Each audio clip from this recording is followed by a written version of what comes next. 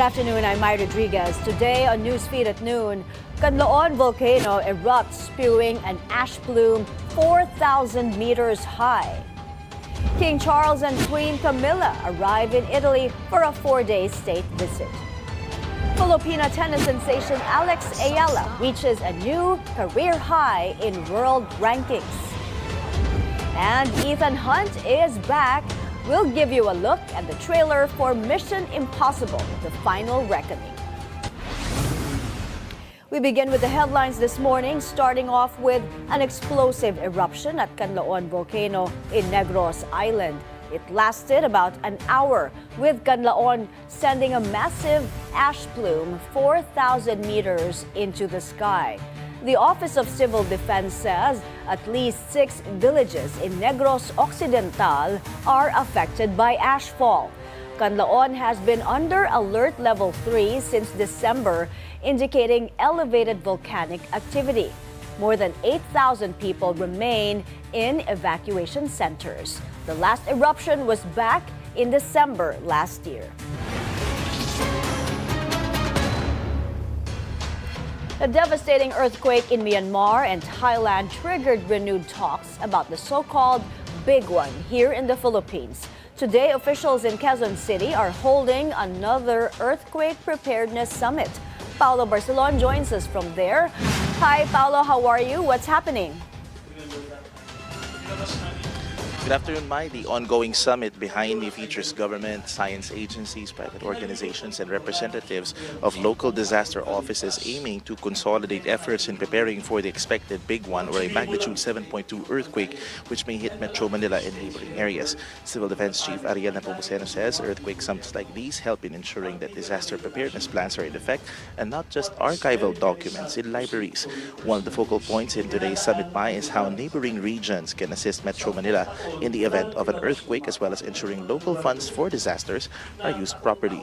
PHIVOX geologist Jeffrey Perez said that part of the preparations that are being used right now is the installation of GPS markers which are installed along specific areas of a fault line, which can help at least to track potential movements of a fault to allow for pre-positioned disaster response.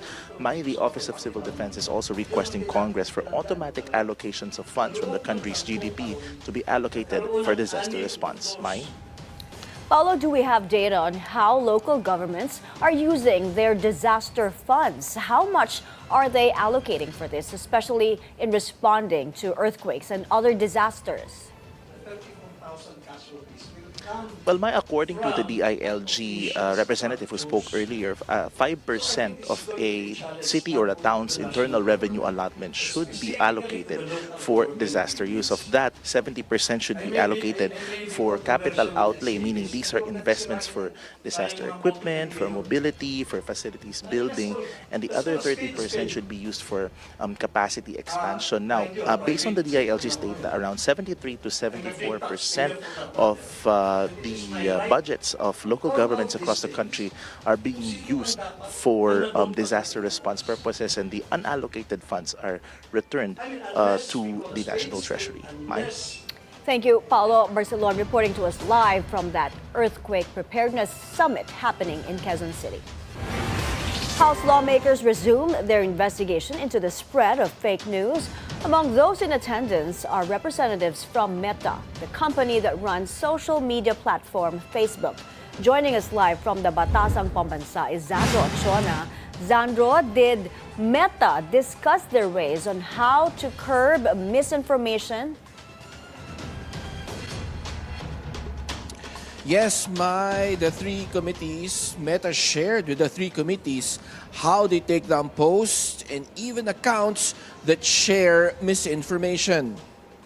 In today's fourth hearing, Meta also shared how difficult on their part to remove accounts used by entities to spread misinformation. They're about removing a false web of bona fides that these criminals go to great lengths to create so that they can contact people unwittingly by seemingly being friends of friends or having other sorts of connections. A lot of the work we do, especially here in the Philippines, is informed by the signal sharing and by the data requests we get from agencies like NBI, from the Office of Cybercrime, from CICC, from the Anti-Cybercrime Group at the BNP, and others. Meta also shared how they approach three-way misinformation. Number one, we remove the most harmful misinformation that can lead to offline physical violence. Number two, we reduce the distribution of misinformation if it is found to be false by one of our third-party fact checkers, and then we will reduce that misinformation on our platforms so that people are less likely to engage with it. And number three is we seek to inform. If people have engaged with misinformation on our platforms, we want them to be informed that they have indeed done so. We want them to know that they have maybe unintentionally shared misinformation. And we want them to have access to authoritative sources of information.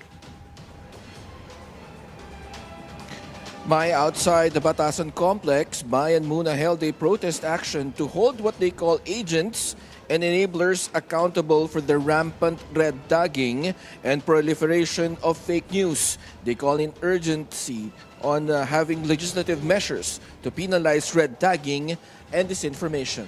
Mai. Zandro, I know many have yet to speak in today's hearing. Who else are present there? Mai, aside from Meta, several government agencies are also present, such as AMLAC, kapisanan ng mga broadcasters sa Pilipinas, and other civil groups are also here. Invited social media influencers as well as former Press Secretary Trixie Cruz Angeles and actress Vivian Velez. Mai? All right, keep us posted. Thank you for reporting. Zandro Ochona live from the Batasang Pambansa. Beauty queen Shamcey Supsup, who's now running for councilor in Pasig City, resigns from political party Kaya. This comes after the controversial joke on single moms by one of its members, congressional candidate Tristan Sia. Shamcey says as a woman, a mother, and a leader, she believes in staying true to her values such as respect for women and women empowerment. She adds the decision to leave the party was not made lightly, but in alignment with her principles. Sia received backlash over his remarks and has since apologized, but he blames the video uploader for the controversy. The Qatari government has cleared 17 OFWs of charges of illegal assembly. Our correspondent Dick Villanueva spoke to one of those arrested, and he filed this report. Joseph Rivera, an overseas Filipino worker, is one of the 17 Filipinos arrested in Qatar for allegedly holding a gathering without a permit. Joseph clarified that it was a picnic party at a private resort and had no connection to the recent global protest in support of former President Rodrigo Duterte. Basically, ang nangyari is meron na imbitahan tayo sa isang community sa Lusalo noong March 27. No? Ito ay paghahanda ng Filipino community dahil sa pagtatapos ng Ramadan.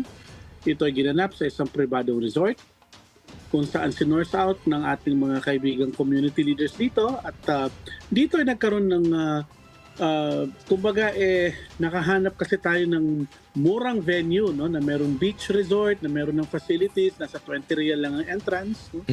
At nataon na yung start nung overnight picnic na ito ay nataon na bisperas. No? Bisperas ito ng kaarawan ng dating Pangulong Duterte. Pero ang plano talaga doon is mag-i-iftar lang. Dati ka naman sa gitnang silangan, so alam mo pag sinabi natin iftar, di ba? Magkakaroon lang dito ng iftar at magkakaroon ng sahur, palaro sa mga bata, ligo sa dagat. Joseph added that he was accosted by civilian authority while taking photos of OFW groups that had already been controlled. He was surprised by the reported reason behind their arrest. Ano nangyari? Anong una naging ninyo, yung argumento ninyo ng with the authorities? Wala. There was no argument. There was no argument at all. I can tell you my case, no? Pumasok kami, dumating kami ng aking bunso at sabi ko bago tayo maghapunan, no? picture muna tayo. Ano ang Pilipino, di ba? Pagdating sa isang lugar, picture muna.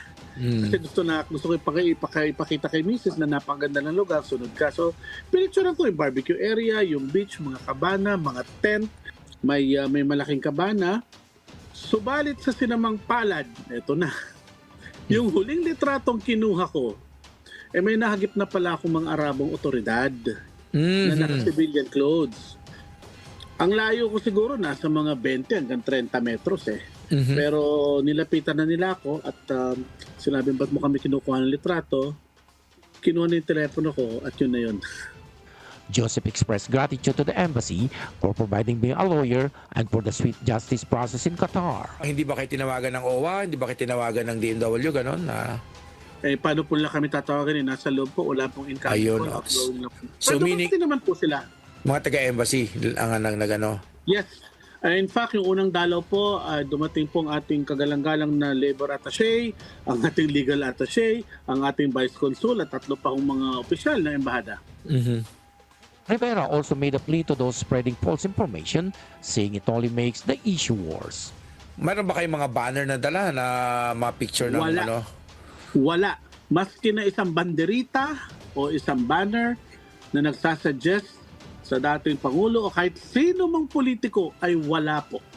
Ibig sabihin, yan po ay 100% fake news, kasinungalingan, pawang kasinungalingan, and it is a total lie. Dick Villanueva, Billionaire News Channel, Paris, France.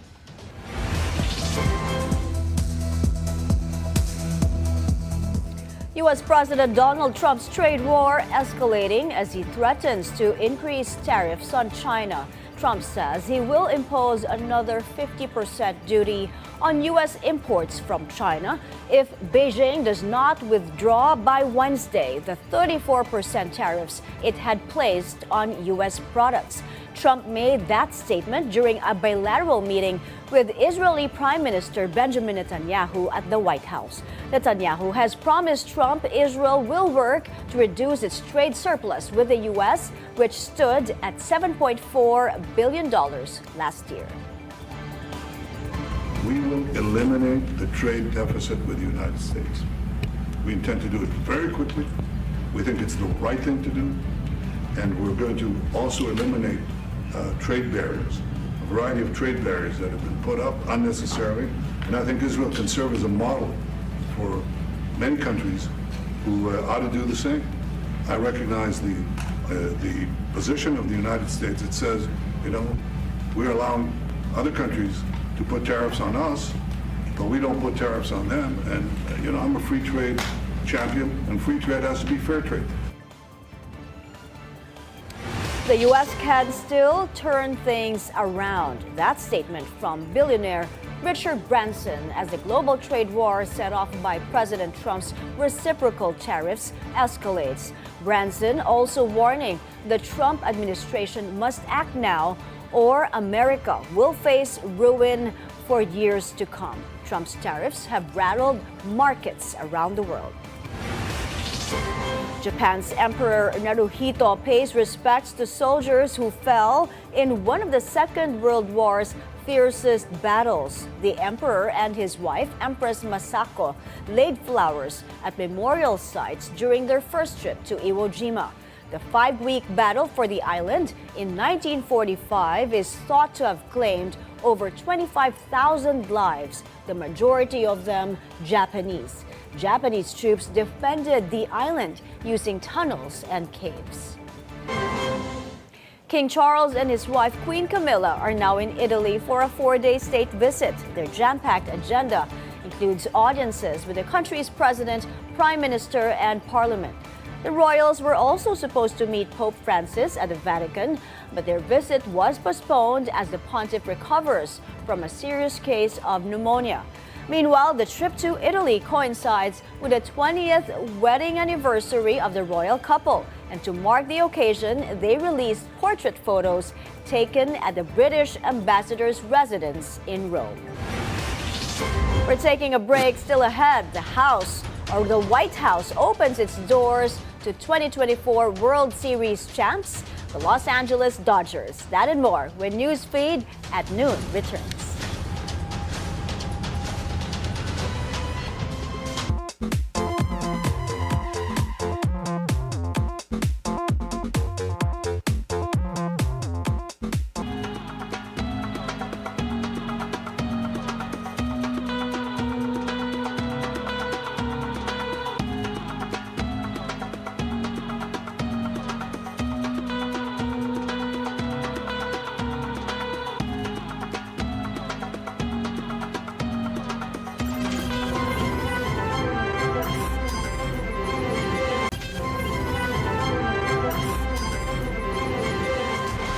Filipino tennis sensation Alex Eala reaches a new career high in the world rankings.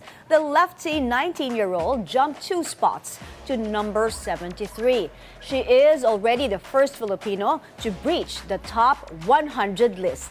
She earned 390 points from her semifinal stint at the Miami Open, where she upset some of the world's best, including number 2 Iga Świątek.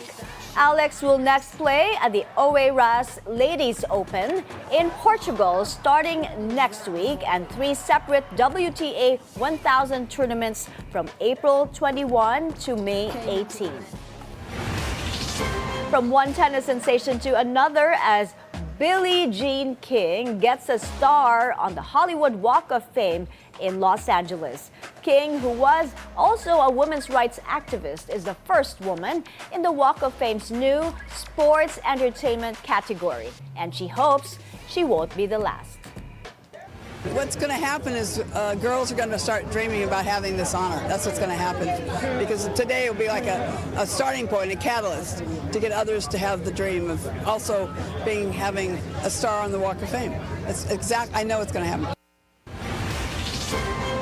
Major League Baseball kings, the Los Angeles Dodgers, are honored at the White House. President Donald Trump welcomed the 2024 World Series champs and congratulated Dodgers sensation Shohei Ohtani for a remarkable campaign last season. Trump says he would not be surprised if he were to welcome the Dodgers back to the White House next year, as they have jumped to a 9-2 record so far this 2025. You showed America that it's not about individual glory, it's about the team digging deep and sprinting right through first base, and you did that all the time. I watch some games. I love baseball. I don't get to watch as much as I'd like, but you always see a spirit in this team. I think a lot of that has to do with the ownership and the management, frankly. But you see a spirit in the Dodgers that you don't see with a lot of teams. Here at home, the Creamline Cool Smashers and the Petrogas Angels are set to clash for supremacy in the PVL All-Filipino Conference. Game 1 of the finals is scheduled for tonight at 6:30 p.m. The Cool Smashers enter the championship series by defeating the Choco Mucho Flying Titans. Creamline is seeking a 5th straight conference title. As for Petrogas, they are challenging the Cool Smashers dynasty. The Angels booked their ticket to the big stage by taking down the Akari Chargers in the semis. In entertainment, the film adaptation of the 2011 video game Minecraft shatters box office estimates despite mixed reactions to its trailers. A Minecraft movie has grossed $157 million, making it the biggest opening weekend of the year.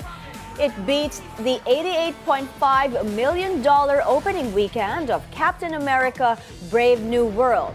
From Super Mario to Sonic the Hedgehog, video game movies are becoming a popular genre in Hollywood, and Minecraft is said to be the most successful adaptation yet. Tom Cruise is back with more death-defying stunts. The actor reprises his role as Agent Ethan Hunt, who embarks on his most thrilling mission yet. Here's a look at the action-packed trailer for Mission Impossible: The Final Reckoning. Everything you are, everything you've done, has come to this. You gave him an aircraft carrier? Our lives are the sum of our choices. This is your calling, your destiny. I have no regrets. Neither should you.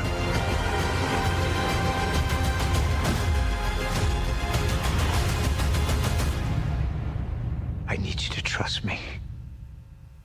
One last time.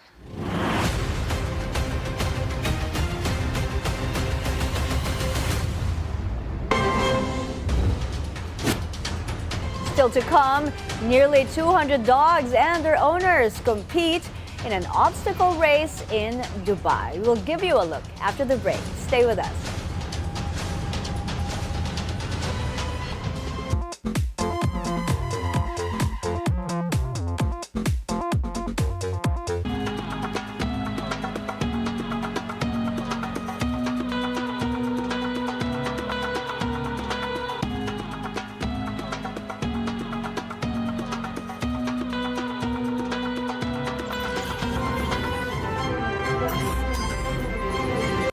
Friends, this is Cardinal Chito Tagle, and we have good news for you.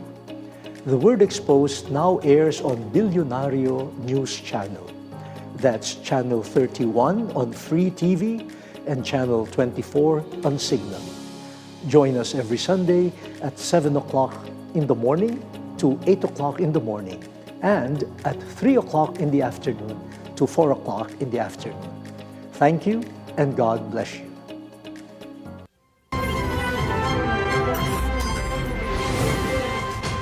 You're back on Newsfeed at noon. A welcome sign of labor market strength as the country's jobless rate falls to 3.8% in February. This is lower than the 4.3% in January, though still slightly above the 3.5% recorded in February last year. The Philippine Statistics Authority attributes the improvement to increased hiring in key sectors such as accommodation and food services, fishing and aquaculture, and public administration. The Transportation Department eyes mechanisms to allow unconsolidated jeepneys to once again ply the roads. This after transport group Piston staged its own protests demanding for the reinstatement of 5-year franchises for traditional jeepneys. Our correspondent Paolo Barcelon reports. Transport Secretary Vince Dizon assured unconsolidated traditional jeepney owners that they will once again be allowed to ply certain routes. Dizon says they are working out guidelines to be released after the Holy Week. Siguro, right after Holy Week, siguradong meron na tayong final na magiging mekanismo para makabalik kayo. Pero ang utos ko na ho sa komite, kailangan yung mga hindi nakapasok lampas dun sa April 2024 deadline, kailangan makapasada. This comes 1 year after the consolidation deadline of April 30, 2024 ended. President Bongbong Marcos back then said the deadline was already final after several extensions to allow more operators and drivers to consolidate. Such a relief would help drivers like Artemio, who's been driving jeeps for nearly 4 decades. He says since they are considered illegal or colorum, they try to drive without being detected by authorities just to continue to make a living. Kami gutom na rin. Gutom na, matagal na kaming dumadaing dahil sa ginagawa ng LTFRB at saka DOTR na hindi kami makarehistro. Piston National President Modi Floranda earlier called on the DOTR to implement specific plans and not just continuously study problems plaguing the transport sector. Pero hanggang investigation, ang sa atin gusto natin yung aktual na maging desisyon. Kasi kung usapin ng pag-aaralan yung batas, 8 taon na eh. 8 taon ang tuloy-tuloy na pinag-aaralan eh. Hanggang ngayon ba naman, kailangan pa rin pag-aaralan. Dizon assured operators that the process for allowing unconsolidated jeeps to once again travel will be hassle-free. Hindi natin po kayo papahirapan kasi Pinayagan niya tayo mag-renew at mag-registro pero dadaan naman sa butos ng karayo. Hindi mo mangyayari. Sisiguraduhin ko na ang importante, makabiyahe kayo ng legal. Yun ang importante. In the meantime, Piston says they will continue to hold protest actions demanding the return of individual 5-year franchises. Paulo Barcelon, Bilyonario News Channel. The Energy Regulatory Commission understands that rising temperatures mean higher electricity bills. The ERC has been rushing to approve power supply contracts. In an interview with Business 360, ERC Chairperson Mona Lisa de Malanta laid out the agency's solutions. We have been fast-tracking more than, I think we've covered more than 15 by now preliminary approvals for the supply agreements to the consumers so that the prices get to be predictable to the consumers and they don't get exposed to what we call the wholesale electricity spot market. Yeah. Additionally, consumers can make smart choices for beating the summer heat. when you put solar panels in your homes and you register, and please make sure you register your solar panels and enroll in what we call the net metering program. If you are out of the house, for example, you go on vacation, then it continues to generate. You are actually selling to the system, and the sale gets discounted from your bills. And before we go, nearly 200 dogs and their owners take part in an obstacle race in Dubai. The so-called Paw Power Challenge saw our furry friends compete in various challenges, including water crossings, climbing, sliding, and jumping. The 2.5-kilometer race finished with the best treat, paddling pools. Paw Power Challenge, it was amazing to be with the dogs. We finished the whole challenge. It was fun. We loved the obstacles. It wasn't difficult at all. People were scared that they won't be able to finish it. Everybody finished it. I think it's very, very important. Not only one for us as humans, it's obviously very important to always stay healthy, but we also need to ensure that our animals or our pets stay healthy as well, because we both want to live a long life together. And those are the news this hour. I'm Mai Rodriguez. Keep it here on the Billionaire News Channel. Good afternoon.